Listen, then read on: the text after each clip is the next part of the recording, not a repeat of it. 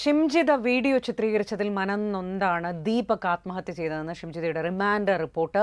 ബസ്സിലെ CCTV ദൃശ്യങ്ങളിൽ നിന്നും അസ്വാഭാവികമായി ഒന്നും കണ്ടെത്തിയിട്ടില്ലെന്നും വീഡിയോ ചിത്രീകരിച്ച് പ്രചരിപ്പിച്ചതല്ലാതെ ഷിംജിത പോലീസിൽ പരാതി നൽകിയിട്ടില്ലെന്നും റിപ്പോർട്ടിൽ പറയുന്നു. ഷിംജിതയുടെ ജാമ്യാപേക്ഷ ശനിയാഴ്ച കുന്നമംഗലം കോടതി പരിഗണിക്കും. ഷംന അശോകാണ് വിവരങ്ങളുമായി ചേരുന്നത്. ഷംന, ഈ റിമാൻഡ് റിപ്പോർട്ടിലെ വിവരങ്ങളിൽ നിന്ന് തന്നെ വ്യക്തമാകുന്ന ഒരു കാര്യം, ഈ ബസ്സിൽ അതിക്രമം നടന്നതായുള്ള സൂചനകൾ പോലീസിന് ഇതുവരെ കിട്ടുന്നില്ലെന്നാണ്. എന്തൊക്കെയാണ് മറ്റു വിവരങ്ങൾ റിമാൻഡ് റിപ്പോർട്ടിൽ?